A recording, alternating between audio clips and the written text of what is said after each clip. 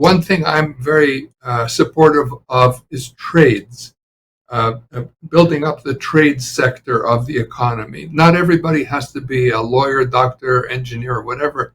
We need skilled trades. Correct. And we have enough training and opportunity. We're not pushing enough to get people into the trades and support the economy that way. The second thing is Canada does not have a federal investor immigration program that could bring people like you. Now, you didn't come with money. You came without money. But there are people out there who have money and could bring it to Canada through an investor immigration program and help the economy develop. I believe in that. But I also believe in the startup visa. That's more entrepreneurial, where someone's got an idea and wants to develop some business to get people like that going in Canada.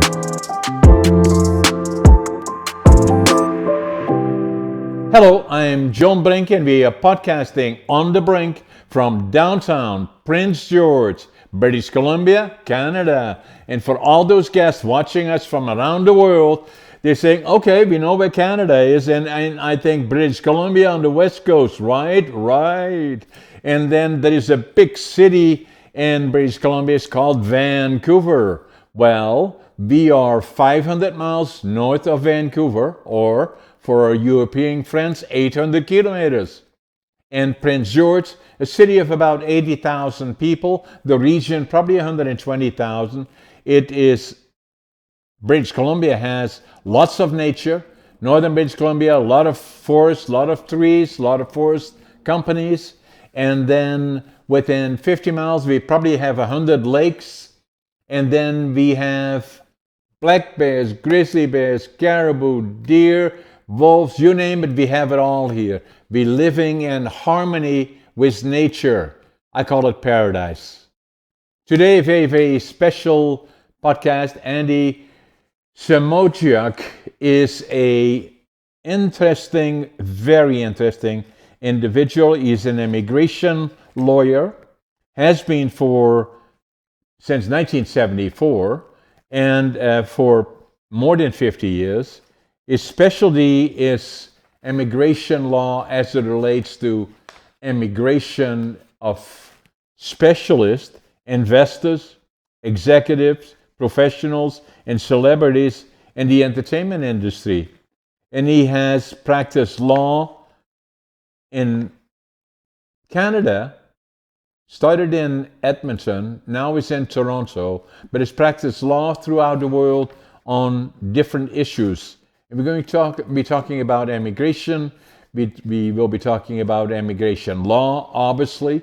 And then Andy and his family have a very, very interesting background as well. For the people watching us, I was born in Holland, and Andy may well have been born in the Ukraine. I'm not sure. We'll find out from him in a minute. Andy, welcome to the show. Thank you so much for having me on, John. I'm very excited to be here. And I know Prince George. I know I've been there. I used to live in Edmonton, and I traveled up that. Yeah. Just wondering how you're doing on the forest fire side. I know it's been, the last few years have been a little rough in that area, right? Yes, for sure. In particular 2017, 18, but global warming affects us in those areas in particular. This year, not bad, Andy. Oh, that's good. Yeah. I read a book called, I think it's called Fire Weather or something like that, about the fires up in Alberta, in Fort McMurray. In Jasper, British Columbia, or in Alberta in particular, Jasper is well known as a tourist town. Just on the border of British Columbia and Alberta, and a big part of Jasper got destroyed in the forest fires this year. So very, very extremely unfortunate. It's a beautiful town, beautiful, nature and so on. And it's a tragedy. But fortunately, they're recovering now, so it looks like they're rebuilding. So, Andy, your background is a combination of Ukraine and Poland. And I believe your dad emigrated to Canada in 1915, and your Actually, mom. my father, Vasil, William Semotiuk, came to Canada. I think it was in 1912 or 13. Okay, Before the war, yes, and he came from what was then Austro-Hungary, which was a part of what is today modern-day Ukraine, but was formerly Austro-Hungary and then Poland and now modern-day Ukraine. And he and came because yeah, that was just actually during the First World War from before, 1914 to 1918, correct? right, just before the war. In Yeah, fact, it's funny you should say that because when he arrived, he came. See, there was a big campaign on in Canada to bring immigrants over, and they offered free land if you came. So he thought, well, I'll come over. Like he was coming for a couple of years and then go back. so But when he they came, got a section of land which was about 640 acres, that's exactly right. correct? That's exactly right. And he got one of those. Actually, he didn't because when he arrived, there was an ad out. We need men for the CPR Railroad across Canada, national priority. Right. And he figured, well, if they need him, I'm going to go there. And he went there. About a year and a half later, the war Hence, broke out. in Edmonton, then? That's where you Yes, want? Yeah, okay. Yeah. Edmund. And the war broke out. And much to his misfortune, he First, came from first, First World War, right? Yeah, First okay. World War. Much to his misfortune, he came from Austro-Hungary, which was on the other side of Great Britain, and Canada is a colony of Great Britain. So they didn't take too kindly to him and his type, No. and they started actually internment camps in Canada. And uh, lucky for him, he was working on the national priority, the railroad. So they did not round him up. They just told him he has to report to the police once a month. Right. So he reported to the police once a month through the time of the war. But other people were rounded up. And you mentioned Jasper. You'll know Banff, Alberta, another sort of tourist town, Amazing. and they built the Banff Springs, area, and that was built by people who were interned, like he would have been. Yeah. But for his, working on the railroad. So that's how it all started. Yeah, and those areas again are amazing because I originally came from Holland in 1965, flew into Montreal, took the railroad, CP. There are two railroads in Canada, main railroads, Canadian Pacific or Canadian National. Both of them are running parallel semi from coast to coast. And I came on Canadian Pacific, 4 days, 5 nights, Montreal to Vancouver. The Wow. amazing part of it was that going through the prairies, as far as you could look for days on end, it was all flat and level. And then you came to the Rocky Mountains. And then the amazing thing is the one that you're referring to, the Banff region, where they built the railroad through the Rocky Mountains. Yeah, Amazing what they did in those days. And that was around 1910 to 1914 in that area. exactly. Yeah, yeah. It's great Canadian history to look into if anybody's interested. The lower Banff Springs, they have actually a museum there where you can go and look about the history and the internment camp that they had there, etc. And learn the history of that area. Now, I may be jumping ahead a little bit, but your dad passed away young, right? He died when I was 9 years old. Okay. Oh, and there was a big age difference. This is a long, complicated history, but I'll give you the simple Yeah. version. My dad, William Semotiuk, died when I was 9 years old, and he was something like 20 years older than my mother, Okay. who came after World War II. In She was one 1948. one of the first immigrants to come to Canada after World War II. And she came from Poland, right? What was that? Before the war, before the outbreak of the war, she was in Poland. By the end of the war, it was in Western Ukraine, a Okay. city called. You may know about it. Lviv is these days. A lot of broadcasters go there to broadcast about the war going on with Yes. Russia. Yes. And so she came then to Edmonton. Yes, And so you were born then in Edmonton? yes. Correct. Okay. I might mention just.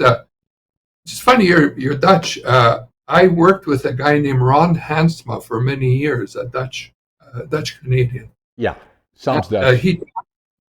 He talked about the war and how much the Dutch appreciated the Canadian soldiers who liberated them in World War II. How old would he have been? When was he He, born? oh no, he wasn't there during the war. His parents Yeah. told him about that. So I was born in 1940. Actually, my birthday is tomorrow, November the 1st, 1940. That's when I was born. So I'm going Oh, to be 84 years young tomorrow. that's fantastic! Happy early birthday! It's fantastic. Thank you. It's your birthday tomorrow. Yeah, Thank I you. see you got a beautiful book behind you there, John Brink, Living Young, Dying Old. Absolutely. Uh, That's the one that I wrote. This is the one. And Beautiful. I've done about 5 books. Now, the picture is of me as well. I'm the oldest competitive bodybuilder in North America. No kidding. Yeah, No kidding. yeah. Wow, wow. And I'm Is training that right something? now. Is that something you took up in Canada or back home? I took up here, actually. So I'll tell you a little bit more about it as to why. But it's just a way of fitness and health, which is so critically important, right? Very So I good. just want to come back to you, though. So your mom came down here, then came to Edmonton, married your dad. Right. Then he unfortunately passed away. What happened? Right. Was it accident or illness or? Well, he was older. By that time, he was quite old. I think he was in his 80s. It's always I think. that's always a delicate topic for me because they say Sorry about that. no, no, no. I'm just being funny. Uh, I think he died of stomach cancer. Right. And when he went to the doctor, when they diagnosed him, they called him in and they said to him, "How old are you?" And I think he said he was 86 or something. I don't know what, but he said, 80, whatever it was.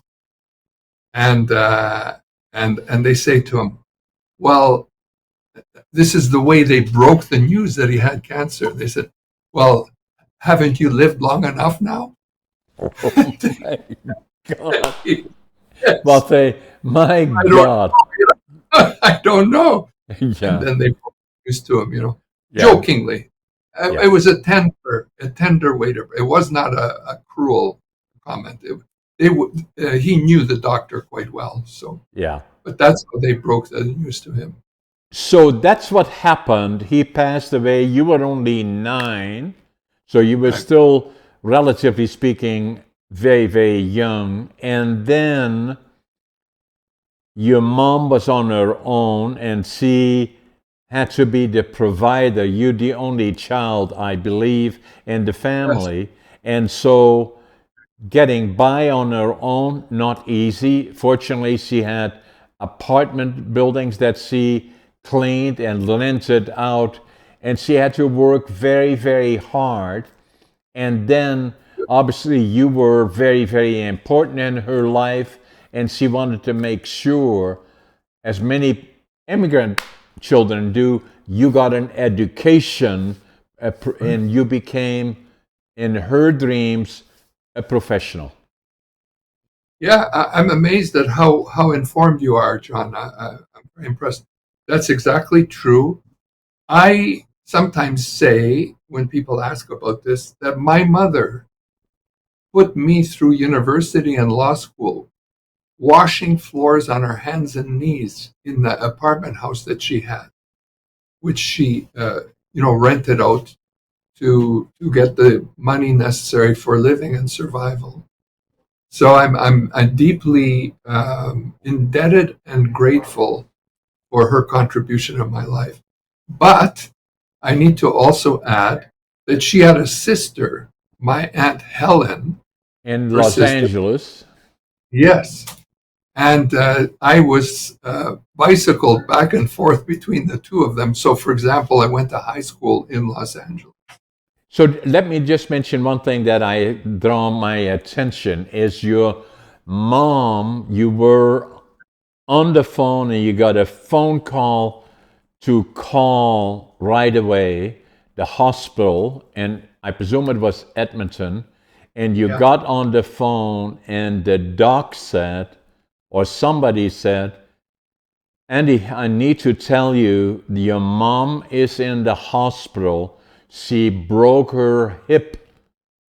And then within a very short period thereafter, amazing coincidence, your mom had a sister who lived in Los Angeles, and you got another phone call within a very short period thereafter, maybe an hour or so, and you got a call from the hospital in Los Angeles and said, your mom's sister is in the hospital and has a serious, and then from there on in, obviously, but now became your family. It's already very obvious to me. You're very close to your mom and her sister, and so now you became the main connection for both of them.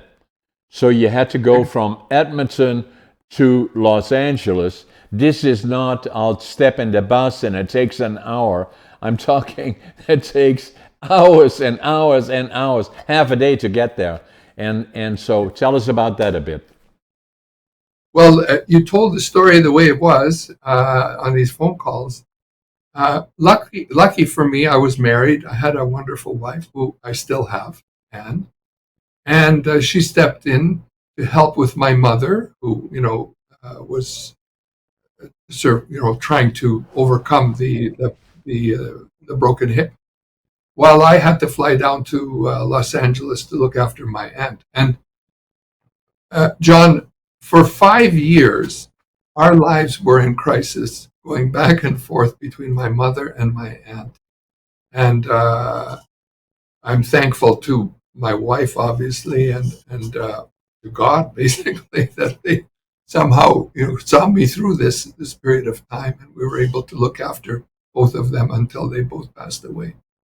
And this again is delicate family so critically important, and things happen, and already you had a career as a lawyer. Fortunately, you had your own family, and obviously we cannot succeed unless we have that support around us.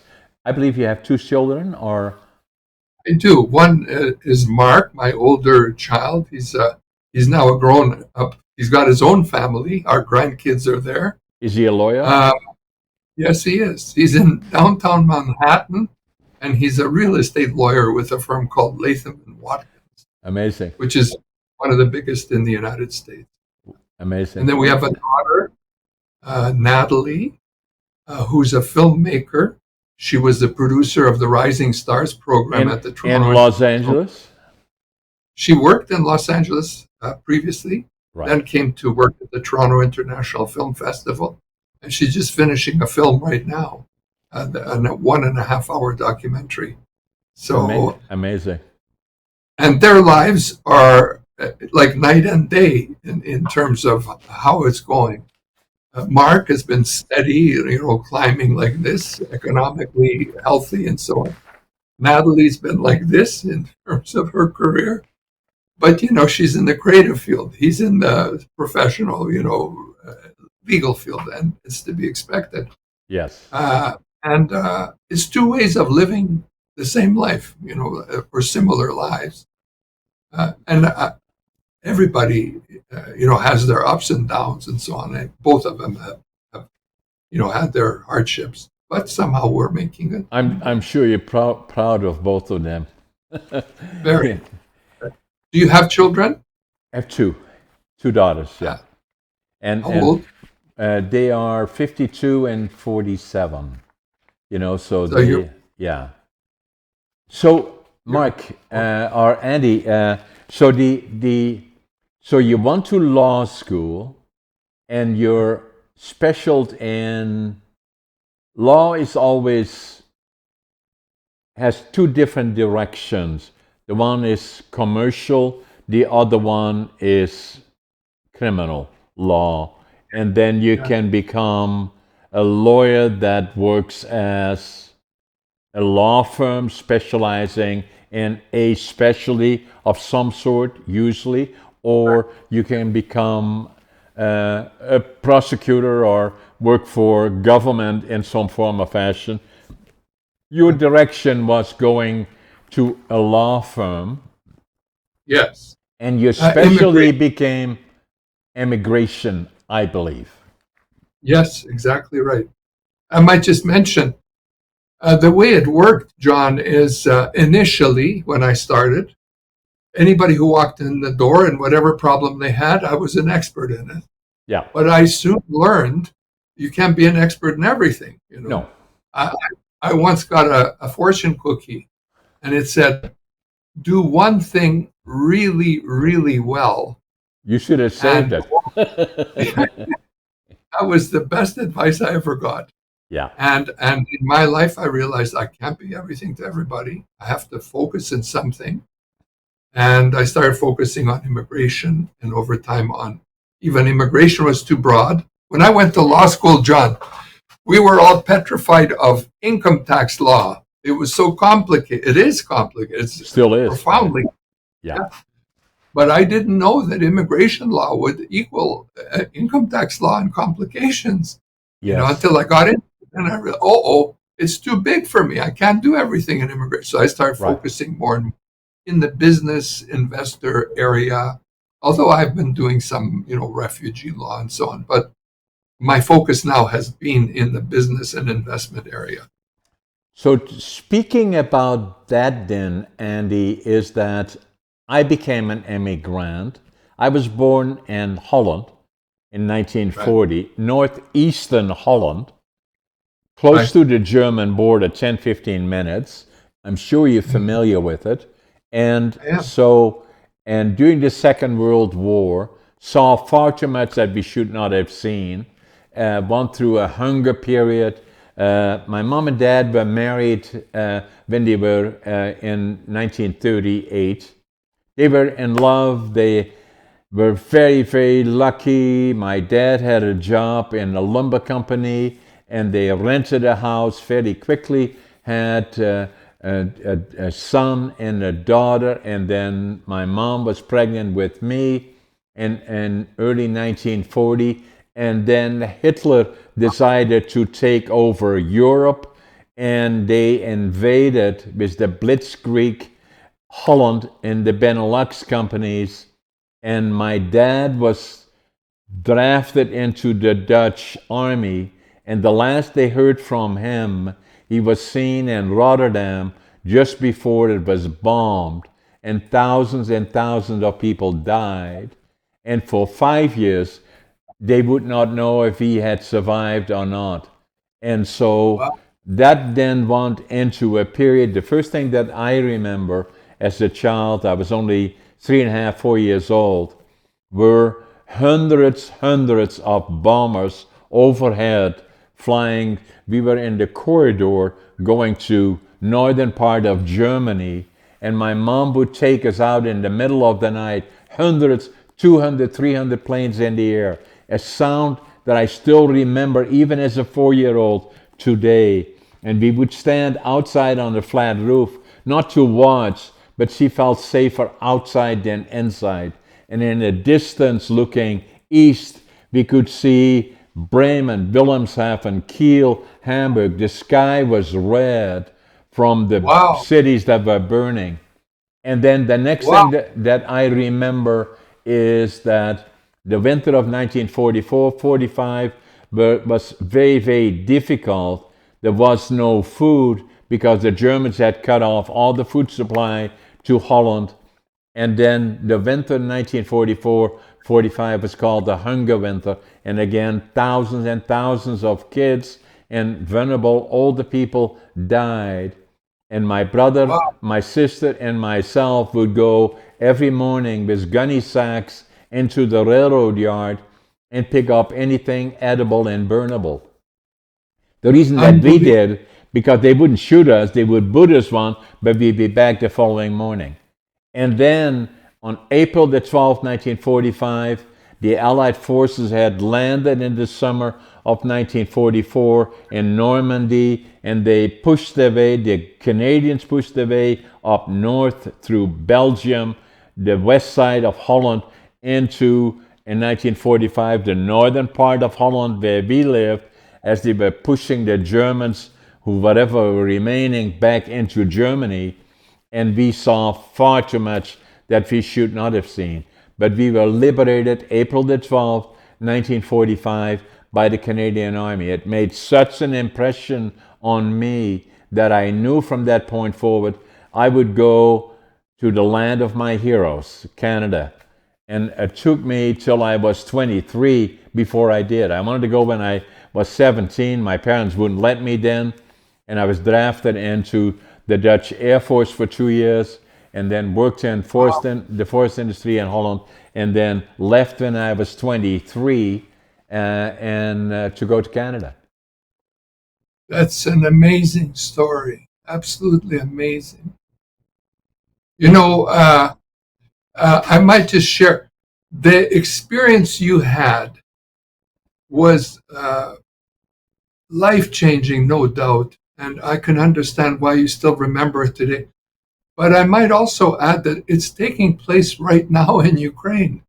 This Russian war, attack on Ukraine, it's the same situation. Absolutely, Andy. And I say that so often to us in North America, to the, I've been here for 60 years now, and I have my own businesses, and I do a lot of business in the United States. I fly around a lot into Canada and also in the United States. And I sit always I'm also a pilot, but if I fly commercially, I always sit by the window and I look outside and I say, it's paradise. It is paradise. Because a lot of people do not, with all due respect, do not appreciate that if there is war, after the war is over, they believe that things go back to normal. They don't. Yeah. This may take generations before it ever gets there. Today, myself, I'm still affected by PTSD. I've had counseling in my 50s even for the inner child. And then, obviously, we're getting close to Remembrance Day. And during Remembrance Day, I always do a presentation at least 2 schools about what I remember, why the 2 minutes of silence, what it means to me, and what I want to share with them, why it should mean a lot to them as well. Canada was still is very highly thought of in Holland and in the rest of the world as peacemakers and liberators in a lot of cases.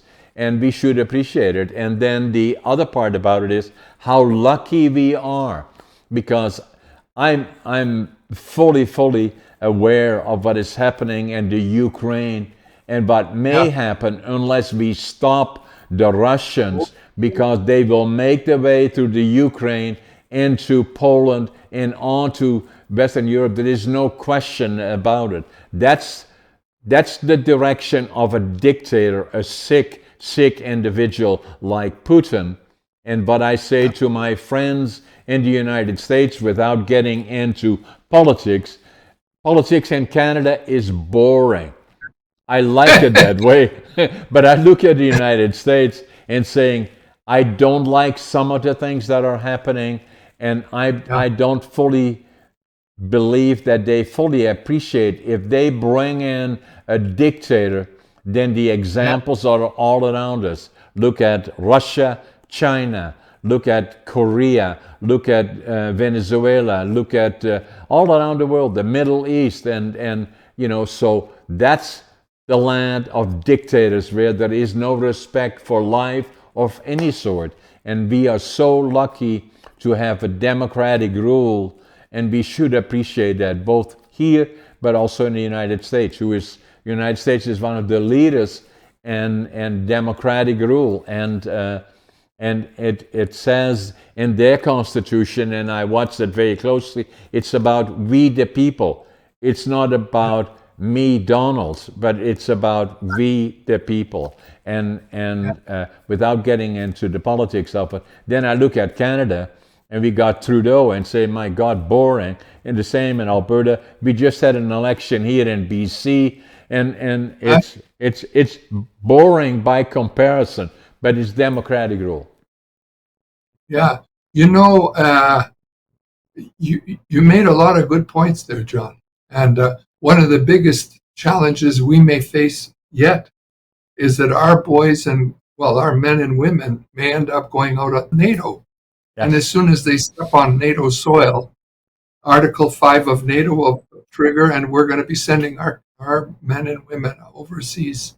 That could be, it's very, very disturbing, and we have to hope for the best. But Putin has to be stopped. Yeah. And if that takes NATO, then it has to be, because that's what NATO is all about. Otherwise, he would have been there already a long time ago. And so the same in the Middle East. We got these, Iran in particular, and without going into the details, but all the people that are the victims of war, I've been there. It affected my family, still affected me as an individual, but a lot of people, 50 million people died during the Second World War. It's devastating to. That's a good thing to underline. They died to protect their lives, their countries. The border issue was solved at the end of World War II. This enough fighting squabbling over borders, but unfortunately we're back into it. Like 75 years later.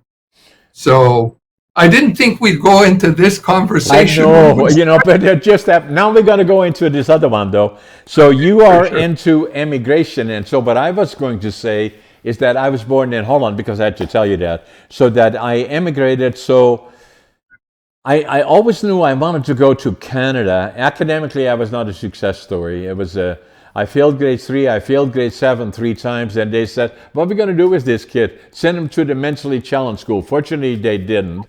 And so we're going to learn him a career or a profession. And so I became a worker in a furniture factory when I was 13. That served me well, but then even more so from that, kids are hard on each other, right? So then all the friends that I had that went on to college and university, I became a laborer. I'm part of that today, but then I was kind of looked down on. So then even more so, I wanted to leave to go to Canada. But I wanted to prove to me that I was just as smart as the other ones and able to. And so the second dream that I had is build a lumber mill. And so I left Holland in 1965, immigration. Immigration then was much different. So I went to the immigration office in Den Haag, the Canadian immigration office, applied for landed immigrant status in Canada, and I wanted to leave within a month. And within 3 weeks, I had my immigration permit. Wow. And so I left with 1 suitcase, 3 books, 2 sets of clothes, a little bit of money, flew into Montreal, took the train across Canada. I talked about that already. Amazing. 4 Yeah. days, 5 nights. Came to Vancouver. Fortunately, at the immigration department, there was, couldn't speak English. There was a German fella, told him that I wanted to build a lumber mill. He said, go to Prince George. That's where they're building No sawmills. kidding. Yeah. What? And so I came off the bus here in Prince George. Yeah. I can still see the Greyhound station from here. And I had my suitcase, 3 books, 2 sets of clothes, couldn't speak the language, didn't have a job, didn't know a soul. But I counted my money at least 3 times. I had $25.47. Unbelievable. And so I started as a cleanup man, and then fairly quickly thereafter, within a year and a half, I was the superintendent of one of the larger lumber mills here, and within 10 years I started my company, Brink Forest Products, that is now part of the Brink group of companies, 10 different companies, and I've done quite well, and so that brought me to immigration. But the biggest challenge that we have, and this comes to your topic, is that ever since the time that I've had numerous companies here, our biggest challenge has been to find skill sets and to find management for my companies. And that does not mean there are lots around. The problem is that we do not enough training here, and then skill sets for management, we do not have enough. And as companies expand, it has been the primary main difficulty. So I've always been looking outside. How do I bring in foreign expertise that we don't have? But the system is so complicated that it is extremely, extremely difficult. I have one fellow that is operations manager for us, came from South Africa. I think it took us 3 years to get him over here. That's criminal. Yeah. That's criminal. You know what I'm fully aware of the issues I'm very impressed by what happened with you and how you managed to, rise to such heights given your circumstance, like with $25 in your pocket. This is spectacular. That's spectacular. But to mention or to talk about the point you're making, which is how difficult it is to bring skilled workers into Canada. I have a hard time. Canada right now has this express entry system, and there are skilled workers. There's the Canadian experience class. There's startup visa type visas that you can get. But the scores and the requirements of the people from overseas to get through the system and the degree of complexity involved is just incredible. It's not. I don't understand why it's so difficult. To just draw a simple analogy, let's say I want to buy a radio. I look locally and I don't like the radios here. I look online and I see, there's a nice radio in Japan I can buy for $25. So I pay online, the radio comes. There's no forms that I have to fill in to, get a request and find out whether those radios are available in the marketplace here or not. And, why do I need it? And do I have to train local people to build radios in order to bring this radio here, etc. Somehow in the labor market area, there's such a degree of resistance. Now, part of it is because, there are labor unions, for example, and individuals who are unemployed who apply pressure on the government to say, well, force these people. See, they see people like you as someone who needs to be forced to look locally for people to work before you're given the privilege of hiring someone from abroad. But they don't realize that hiring even someone from abroad is not just you snap your finger and the guy shows up. There's a lot of effort required to bring someone from overseas. 3 years. There you go. There you go. You see what? So Yeah, go and ahead. you're the expert, and the more than I am. All what I'm saying is this, in my view, and I'm sure you agree from your background, is Canada is still a very young country. It has this Well, mosaic of individuals from all over the world, which makes it yeah. unique and different. The other Yes. part about Canada, it has this blessing of natural resources in a location which strategically is probably the best location you can have in the world. Right Yeah. next to the largest consuming market in the world, the United States of America, relatively close to Europe, relatively close to Asia. But the Yeah. problem that we have, that we perpetually have a shortage of workers, especially qualified ones, because we don't have the training infrastructure in place that other ones have. And that there is resistance to bringing in, for all the reasons that you just mentioned, the Yeah. expertise. But if we go back to the beginning, that unless we have industry, meaning capital, Yeah. invested in industry that will build to produce products for the global market, for that matter, then that is the basis for success as a country in terms of to provide taxes for schools, roads, and all the other infrastructure, which is very expensive in a big country like Yeah. Canada, obviously. And so, but it always starts with investment by capital is Yeah. the primary drivers behind it is entrepreneurship. Is entrepreneurs like me, and I'm kind of a born entrepreneur. You know, I came here with nothing, but Unbelievable. what I did have is attitude. Knew I was going to build a mill. I avoid negative. I don't want to hear it. No matter how tough Right. today is, I know tomorrow will be a better day. The second one that I have is passion. No matter what I do, I give it 125%.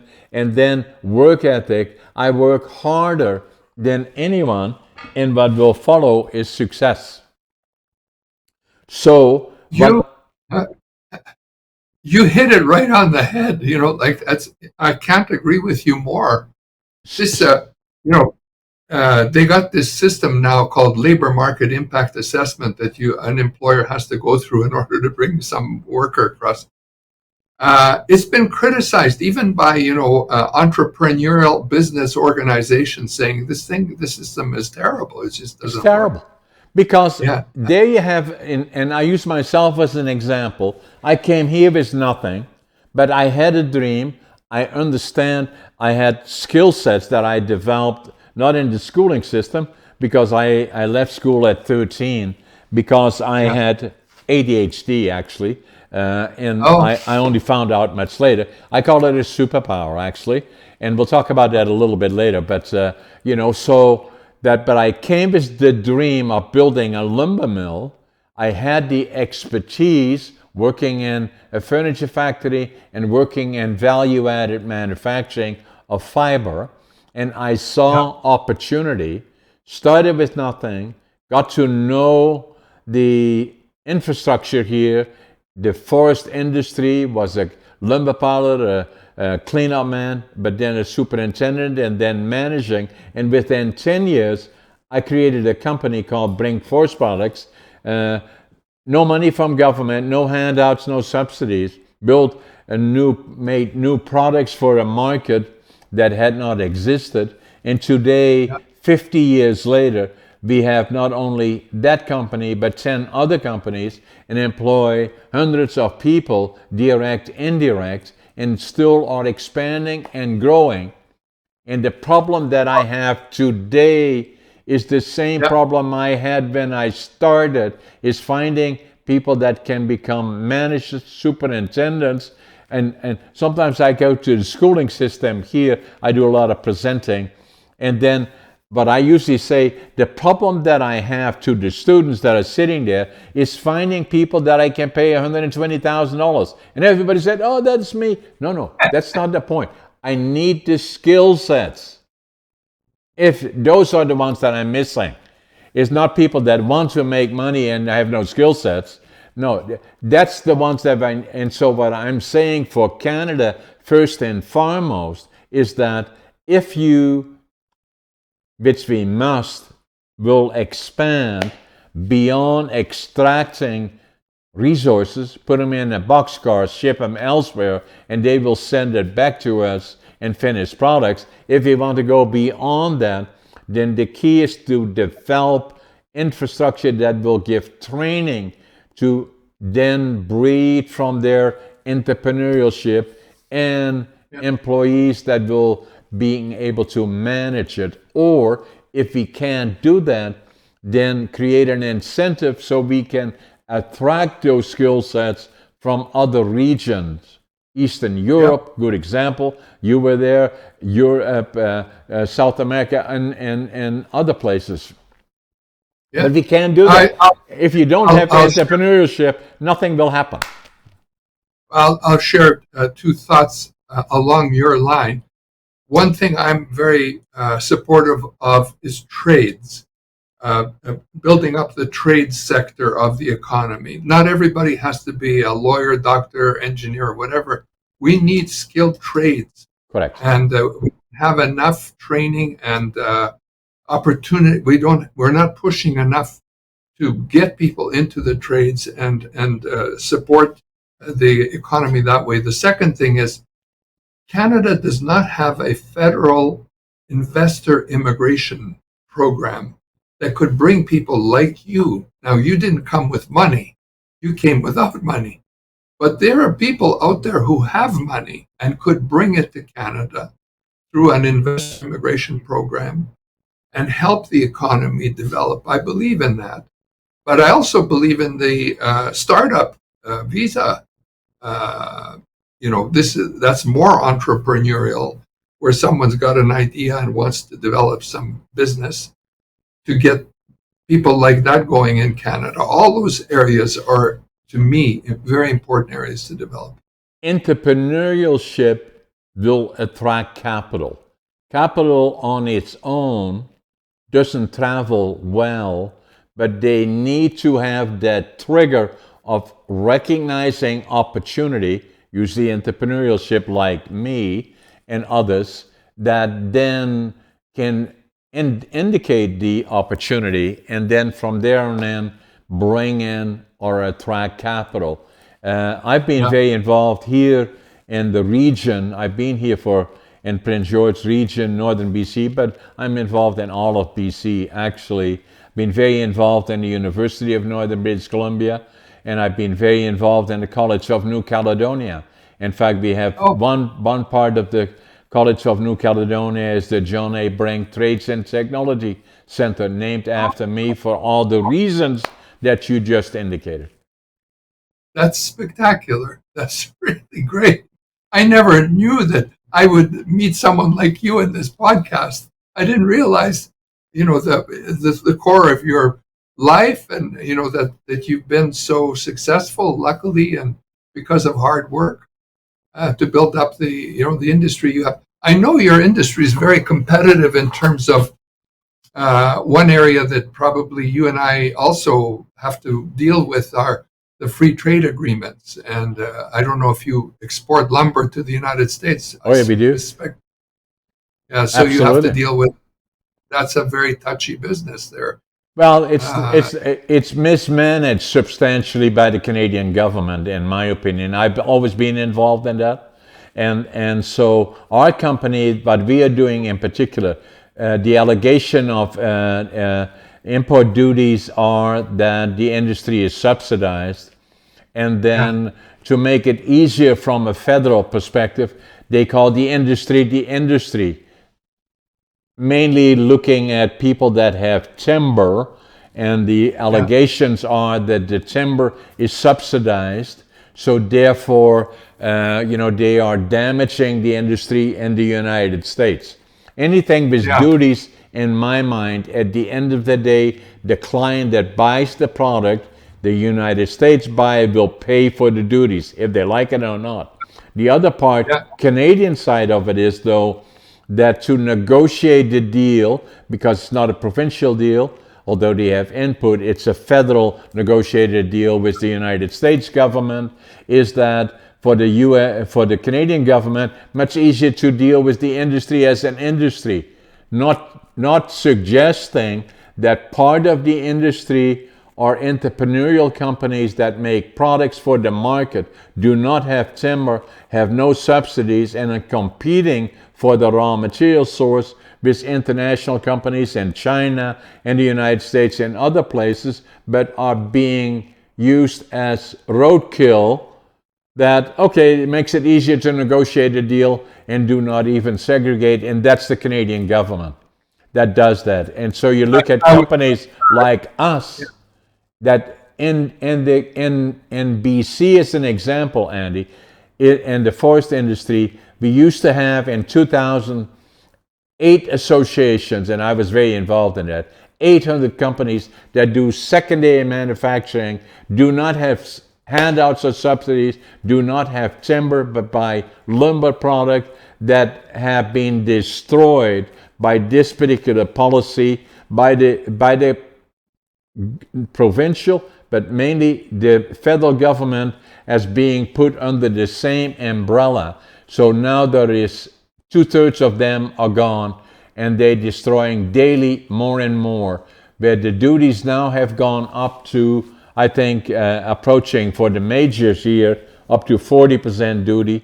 It is bizarre, but it's the government and federal government together with the regional and provincial governments that have lack of understanding of the industry and those underlying issues, and lack of political will and understanding.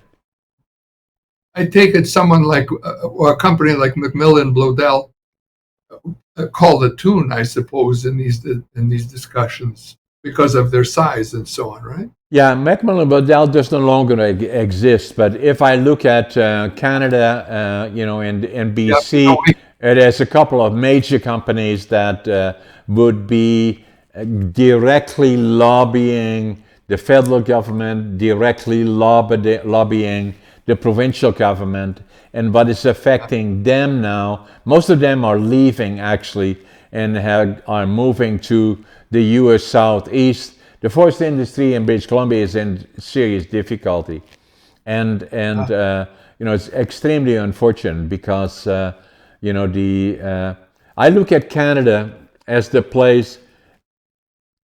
It has so plenty of natural resources that it takes genius to screw it up.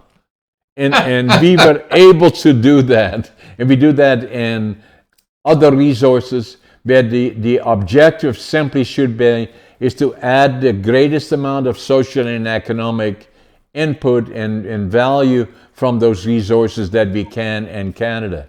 With the forest industry, we send a lot of the resources down to China. They send it back to us in furniture in Costco and other places. But anyway, so that then being said, then it's been a while since I've been in BC, so I didn't know about McMillan Blodell and what happened. They're a long time gone. Yeah. But there is still most of the timber is controlled by half a dozen companies. They were big when I was going to UBC. I remember actually I worked there, and they were huge. But anyway, I get it. I get your point, and there's no use us packing timber and sending it to China for them to build furniture and send it back to us. That's not the way the game should be played. Yeah, but somehow I feel that be such a land of opportunity and such a land of plenty that it takes people like you, your parents, and people like me that if I looked at Canada when I came here in the bus with my $25.47, And I fly around and I say, unbelievable. This country is so blessed with Yes, resources, that it's the land, and I still believe that today. It's the land of opportunity. And yes. so, but a lot of times Well, I believe we don't uh, recognize it. you touched on an issue earlier that's on this germane to this conversation, which is these tariffs and what may be coming in the United States if depending on what happens on November 5th. But We'll if we know start getting we'll know next Tuesday. yeah, gotta Scary, actually. yeah, it is you gotta just So let's go back, Andy, on so your focus now is on investors, executive, professionals, and celebrities in the entertainment industry. So that is a right, niche that you developed in correct. immigration, and so you take.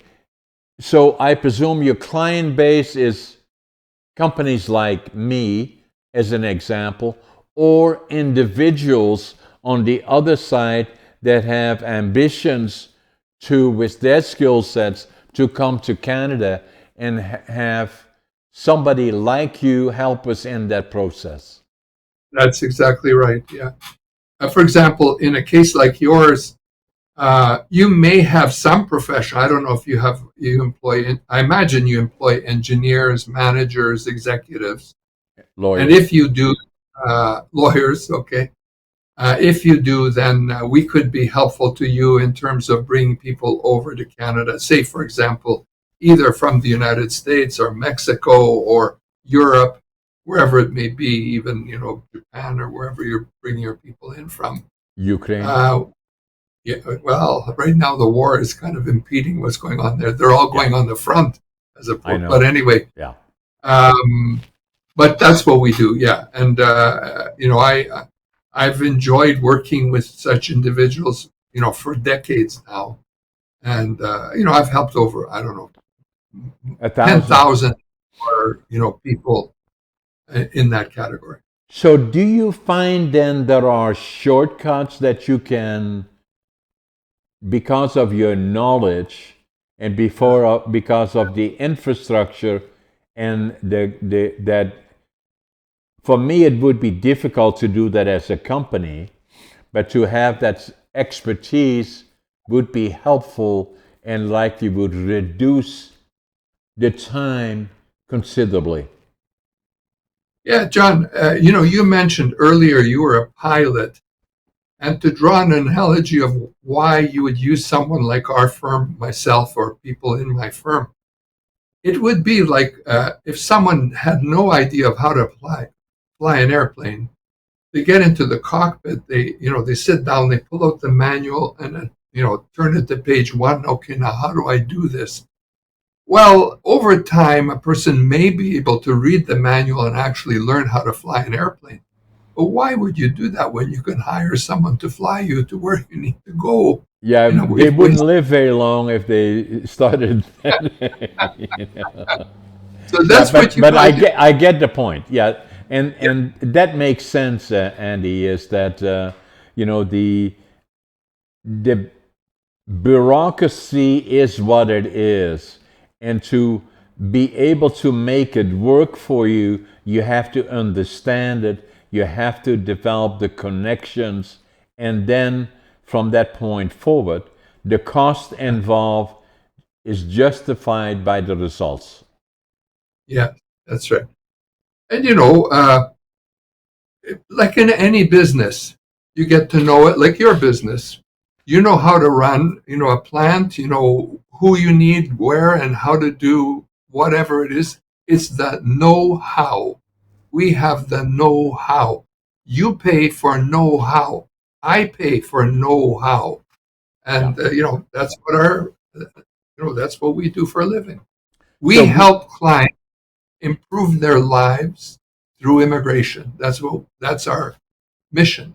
So what you were saying to me and to my all the people that are watching us, that by not only yourself, but there is other expertise in that field like you can help in the process of saying, I want to attract more trades in this field, Yeah, but yeah, also management trades in different fields.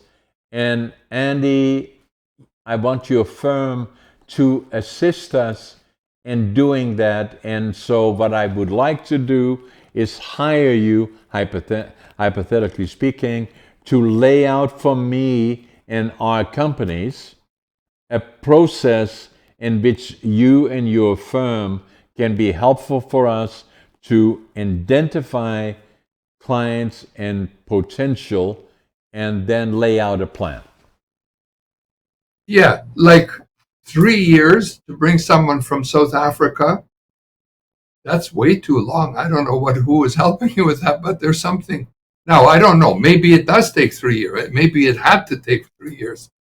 But it sounds like if maybe you had the right, people helping you, could have been much quicker.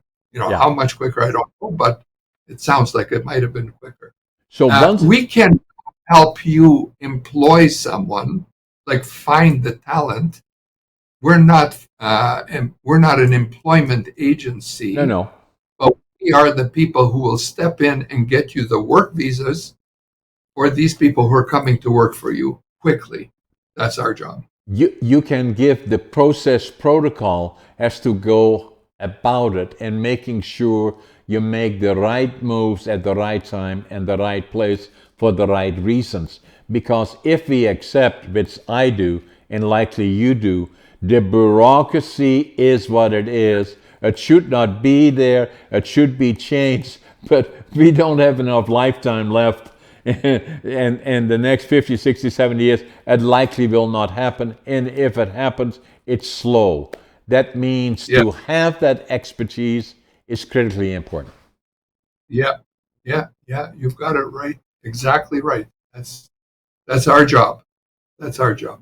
We're Andy, facilitators, yes. helpers, problem solvers, legal problem solvers. So have you got a website or how can people contact you? Oh, our website is pacelawfirm.com, PACE lawfirm.com. That's where I can be contacted. Okay. And everything you need to know is on that website. If anybody wants to know anything about our firm. And And you're as for located in my Toronto, right? Toronto, but we work nationally. We Yeah. help people from coast to coast. Yeah, yeah. Immigration's a national business. Yeah. I might just mention that, I've written a number of books like you have, Yeah. and my books are all on Amazon if anybody wants to look me up or find any of my books. Have you got any of your books close to you that you can kind of show to the people Sure, I've watching us? Well, one that we've been talking about is The Young Professional, which is a book about how to a young person entering the work world, some guidance about how I like to that. do that. Another one that I've written is called A Promise Kept. This is about my mother. You were asking about my I like early that. life. Yeah, That's a biography. I don't know if you enjoy humor or not, but if you do, I do. I've written a book. I like it. Yeah. And most recently now, I just wrote a book, which is actually a history. And this may appeal, your story about rising from like the ashes of World War II, a powerful place in Canada, running an entire industry. That's quite a story. And this book that I wrote about Solomia is a story about rising from obscurity to the top of the entertainment, in this case, opera world. It was my great aunt who was once the world's leading opera star. Have you always been, have you always, but I usually say the first book that I wrote is against all odds. And it's not about how successful John is, but rather all the ups and downs. And people said to me, you have such an interesting life. You should write about it. And I tried to do that for 20 years. Stop. Writing books is not easy. And so then I knew if I didn't do it now, it would never happen. So I did it. Started about 5 years ago, and here it is. And then since that time, I did one on ADHD and blah, blah, blah. And so I'm going to send you all 4 of my books, and I'm going to sign them for you, and we'll send them to you next week. Scott will have the address from you, and I'll send you my books. I like that. Andy, Sure. I'm going to also contact your law firm because I think we should have a connection with you in regards of the issues. So we'll do that as well. Wonderful. John, it's been a pleasure to talk to you. An absolute joy. We covered a lot of ground. And for all those people watching us from around the world, and we know the media and especially podcasting like this is being watched with tens of thousands, if not millions of people that are watching us, that if you like what we are doing, these kind of podcasts, either from Andy or myself, subscribe to our podcast, like them, share them, comment on it, because this is the media that is the future of the media. It's just on its infancy, it is growing, but this will be watched around the world by millions of people. Andy, It was a privilege and a pleasure. Let's make sure we stay in touch. I certainly will. Thank you very much, John. Thank you. Thank you again.